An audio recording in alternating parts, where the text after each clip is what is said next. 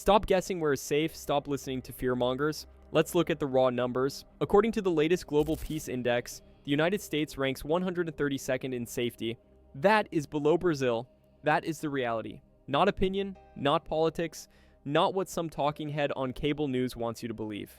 Data. Cold, hard, independently verified data from the Institute for Economics and Peace, the organization that measures safety across 163 countries using 23 different indicators. Today I'm showing you 7 countries that statistically beat the US on safety. Some will shock you, some you've probably never even considered. And at least one of them will completely shatter everything you thought you knew about global security. So if you've ever felt unsafe walking down your own street at night, if you've ever wondered why you need to check your surroundings before getting out of your car, if you've ever thought, there has to be somewhere better than this, then you need to hear what I'm about to share.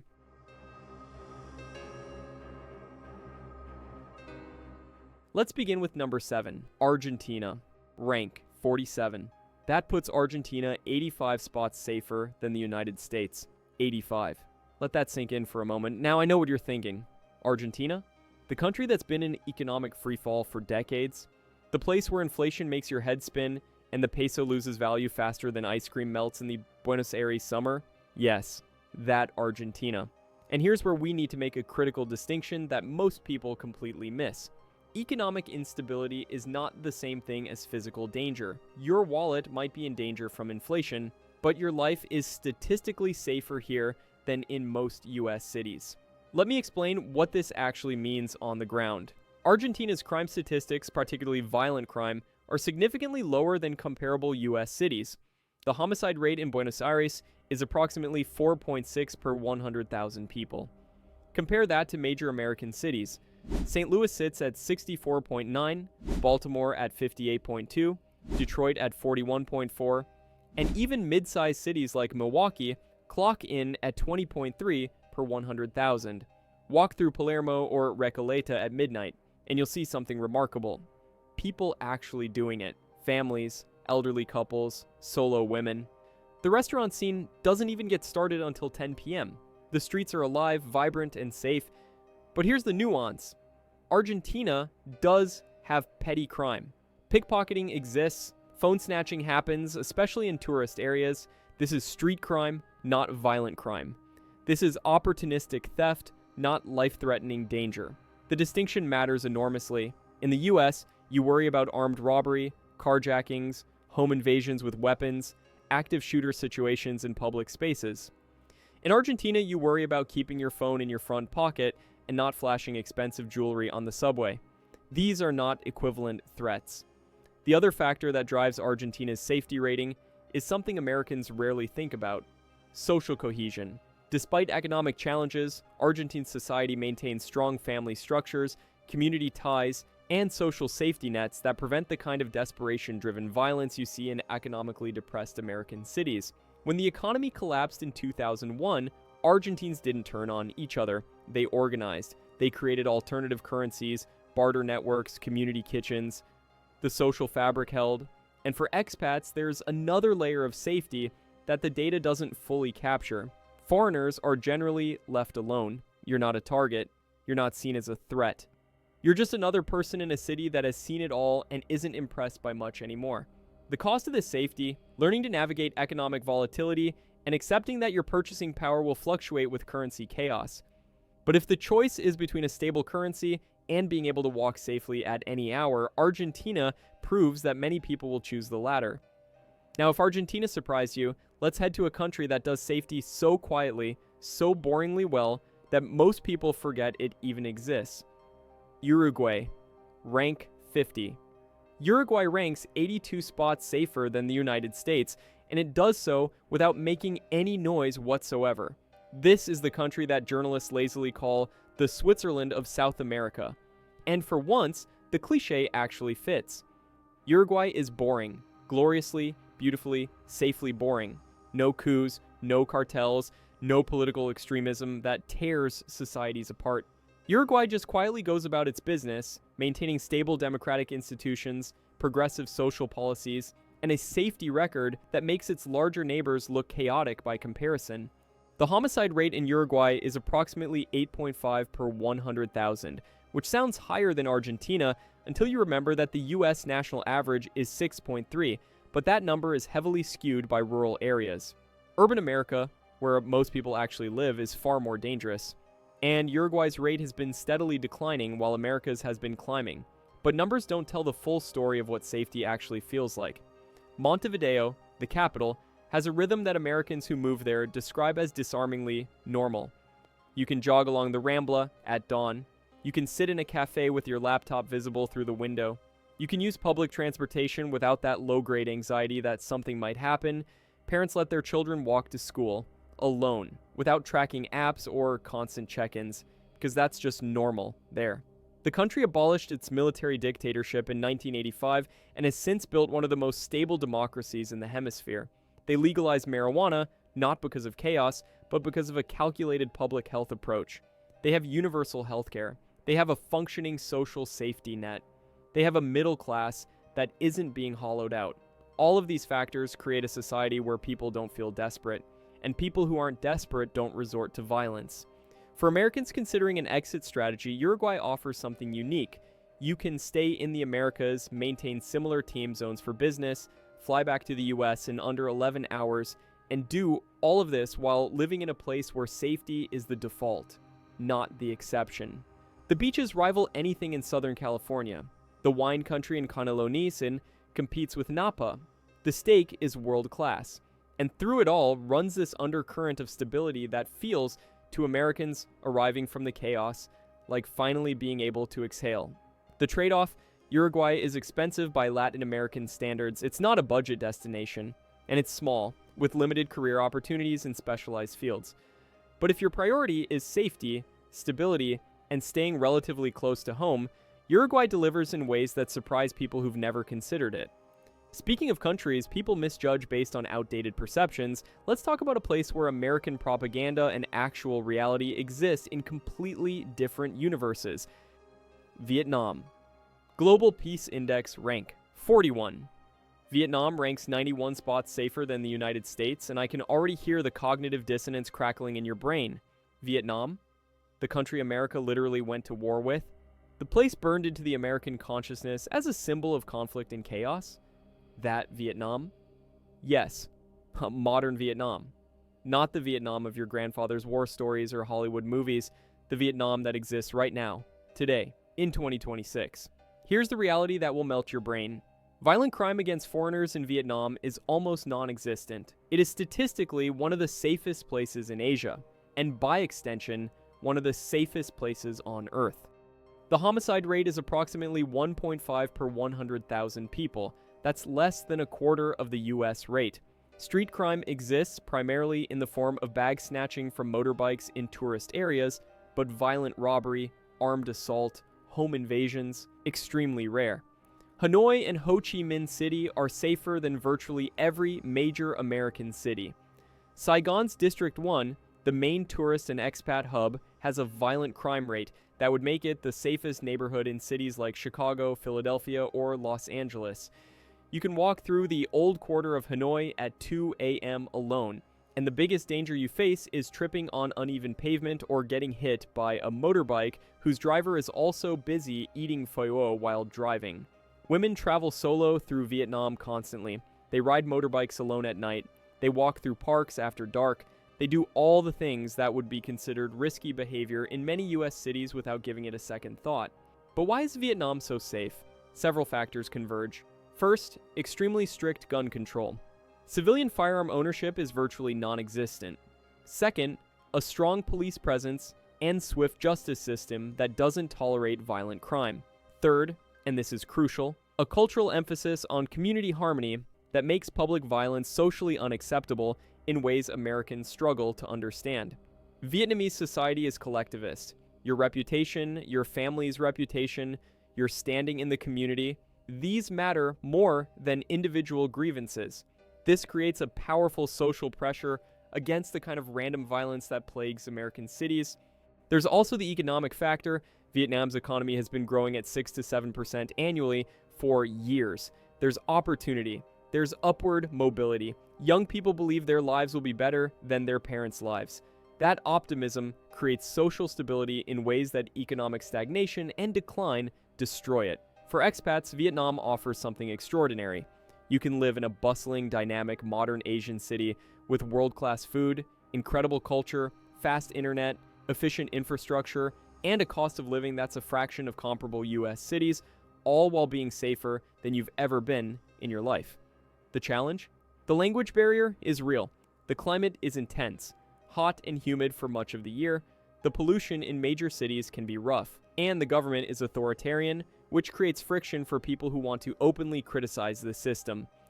But if your metric is, where can I live safely? Vietnam is an answer most Americans never consider because they're still fighting a war that ended 51 years ago.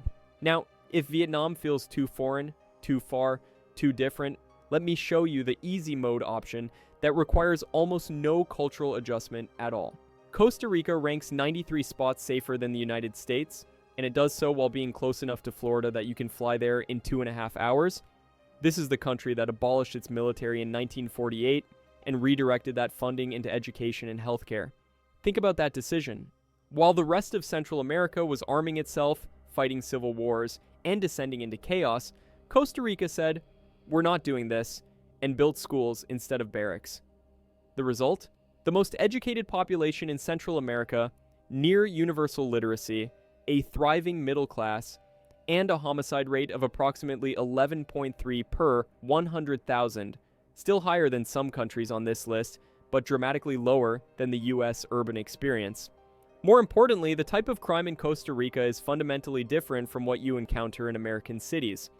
Costa Rica's crime statistics are inflated by drug trafficking violence, concentrated in specific border regions that tourists and expats never go near. The areas where foreigners actually live, the Central Valley, the Pacific Coast beach towns, the Caribbean lowlands, are remarkably safe.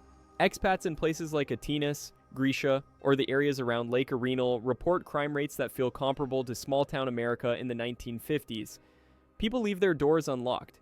Kids ride bikes unsupervised. The biggest crime is someone's chickens getting into your yard. Even in San Jose, the capital that every guidebook tells you to avoid, the reality is far less dramatic than the warnings suggest. Yes, you should be aware of your surroundings. Yes, petty theft exists. But compared to downtown Baltimore, Detroit, or Oakland, San Jose is Disneyland. The genius of Costa Rica as a safety destination is that it's the easy mode escape for Americans. English is widely spoken, especially in expat areas. US dollars are accepted almost everywhere. You can get every American product you miss. Direct flights connect you to dozens of US cities.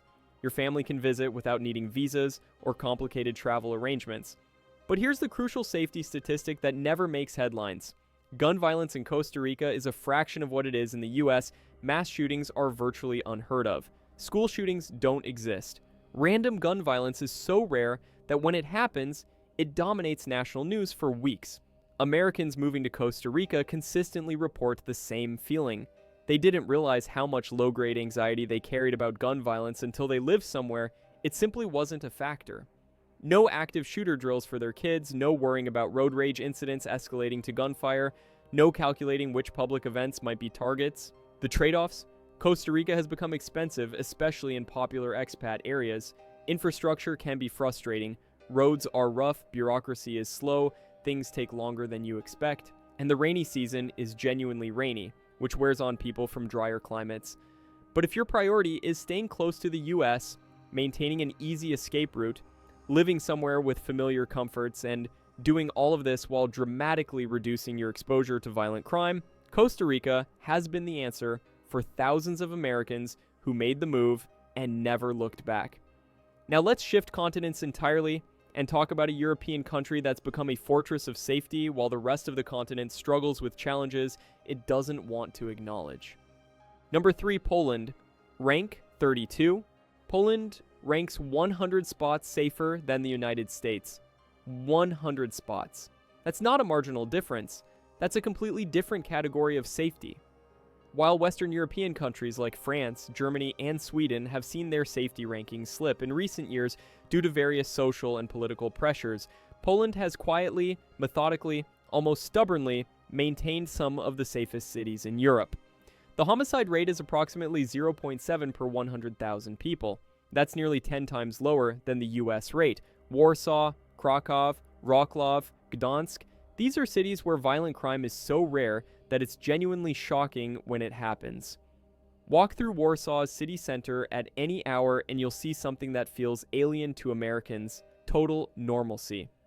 People living their lives without that constant background radiation of threat assessment that Americans don't even realize they're doing. Poland's safety comes from several factors that work in concert. First, extremely low rates of drug addiction compared to Western countries. Second, strong family structures and social cohesion. Third, a justice system that actually prosecutes crime rather than enabling it through endless permissiveness. But there's a fourth factor that makes Poland unique in Europe right now: borders that actually function. Poland has zero tolerance for instability crossing into its territory. While other European countries implemented open-door policies that created challenges they're still trying to manage, Poland said no. They maintained control. They decided who enters and under what terms. Poland doesn't have the safety issues that have emerged in parts of Western Europe over the past decade. For Americans, especially those with Eastern European heritage, Poland offers something powerful: a return to the kind of safety that their grandparents described, where children play in parks without supervision, where elderly people walk to church without fear, where public spaces feel genuinely public and genuinely safe. The infrastructure is modern and first world. The healthcare system is universal and functional. The cost of living is reasonable, though rising in major cities. The food is hearty, the beer is excellent, and the internet is faster than most of the US. The challenges: the language is genuinely difficult. Polish is not a Romance language, and English proficiency outside major cities is limited. The winters are brutal if you're not prepared for serious cold and limited daylight. And the job market for foreigners is competitive unless you're in tech or teaching English. But increasingly, digital nomads and remote workers are discovering Poland as the secret weapon of European safety. You get all the benefits of European civilization, EU membership, excellent transportation links to the rest of the continent, and a level of safety that Western Europe can no longer reliably deliver. Poland represents something important in this list: proof that safety is a choice. It's a result of policies, priorities, and cultural values. It's not inevitable or accidental. Poland chose safety, built systems to maintain it, and reaped the rewards, while others made different choices with different outcomes. Now, if Poland feels too cold, too European, too far from your comfort zone, let me take you to a place that most people couldn't even find on a map. An island nation in the Indian Ocean that's become the ultimate bunker strategy. Number 2, Mauritius. Global Peace Index rank 22. Mauritius ranks 110 spots safer than the United States. It's the 22nd safest country on Earth, and most Americans have never even heard of it. This is a tiny island nation off the coast of Madagascar, floating in the Indian Ocean, far from every major conflict zone on the planet. If you're worried about World War III, global instability, or supply chain collapse, Mauritius is statistically one of the safest places in Africa and the world to hide. The homicide rate is approximately 2.2 per 100,000. Crime exists, mostly petty theft in tourist areas, but violent crime against foreigners is exceptionally rare. The government depends heavily on tourism and offshore finance, so they have strong incentives to maintain safety and stability. But Mauritius's safety isn't just about low crime rates. It's about geographic isolation that creates insulation from global chaos. The population is remarkably diverse. Indian, African, Chinese, European influences all blending into a stable multicultural society. English and French are widely spoken. The infrastructure is solid for Africa: good roads, reliable electricity, modern telecommunications. The healthcare system is decent, with both public and private options. For high net worth individuals, Mauritius offers another advantage: favorable tax policies. No capital gains tax, no inheritance tax, territorial taxation on foreign income. It's become a legitimate offshore finance center, which means the country has a vested interest in remaining stable and business friendly. The challenges are real. It's an island, which means you're dependent on imports for almost everything. Hurricane season is a factor. The job market is limited if you're not in finance, tourism, or tech. And now, For the number 1 spot, I'm going to tell you about a country that will absolutely break your brain. A country that ranks in the top 10 safest on Earth. Safer than Germany, safer than Canada, safer than Australia, and it's a place most Americans never consider, often because of ignorance and sometimes because of prejudice. Number 1, Malaysia. Global Peace Index rank 10. Malaysia ranks 122 spots safer than the United States. 122. Let me repeat that. Malaysia, a Muslim-majority country in Southeast Asia, is the 10th safest country on Earth. It beats every single Western country except for a handful of small European nations and Singapore. It is dramatically, statistically, measurably safer than the United States, Canada, the UK, France, Germany, and Australia. This is the ultimate arbitrage opportunity, first world infrastructure, third world cost of living, and top 10 global safety. The homicide rate in Malaysia is approximately 2.1 per 100,000 people. Kuala Lumpur, a city of 8 million people, has a violent crime rate lower than virtually every major American city. You can ride the immaculate metro system at midnight. You can walk through parks after dark. You can leave your laptop on a cafe table while you use the bathroom, and it will still be there when you return. I know what some of you are thinking, but isn't Malaysia a Muslim country? Isn't that dangerous? This response reveals more about American propaganda than actual reality. Malaysia is a secular, multi-ethnic, multi-religious country. Yes, Islam is the official religion, but Buddhists, Christians, Hindus, and others practice freely. The capital is Kuala Lumpur, a gleaming modern metropolis with infrastructure that puts most American cities to shame. The public transportation actually works. The internet is faster than what most Americans have. The healthcare is world-class and affordable. You can get an MRI for $150 that would cost $3,000 in the US. Malaysia's safety comes from several factors working together. Strong rule of law, swift justice system, low gun ownership, a growing economy that provides opportunity and upward mobility, and a government that prioritizes stability because the entire economy depends on it. English is widely spoken. The cost of living allows you to live an upper middle class lifestyle on a middle class American income.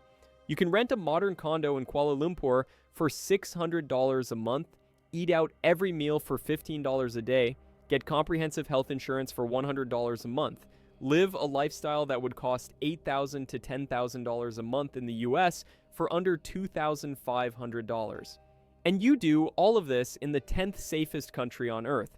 You're not choosing between safety and affordability, you're getting all of it simultaneously. The challenges exist, the climate is hot and humid year-round, the politics can be complicated, corruption exists in bureaucracy, and while English is widespread, learning some Bahasa Malaysia helps with daily life. But the value proposition is undeniable. Malaysia offers something that shouldn't exist. First world safety, first world infrastructure, first world healthcare, and third world cost of living, all in one package. Malaysia is proof that everything you think you know about global safety is probably wrong. It's proof that the safest places on Earth aren't always the richest, the whitest, or the most familiar. It's proof that data matters more than assumptions. 7 countries. 7 completely distinct lifestyles. All of them statistically safer than where you are sitting right now. The data is clear. The Global Peace Index doesn't lie. The United States ranks 132nd in safety. You deserve better than that. But knowing a place is safe is only half the battle. You need to know if you can actually afford the good life there. That's why I broke down exactly what $2,500 a month gets you in these countries compared to the middle-class struggle in the United States. Real budgets, real expenses, real quality of life comparisons. We're talking about the difference between scraping by in America and living like top 1% in countries where your dollars work exponentially harder. Click the video right here. This is where information becomes action.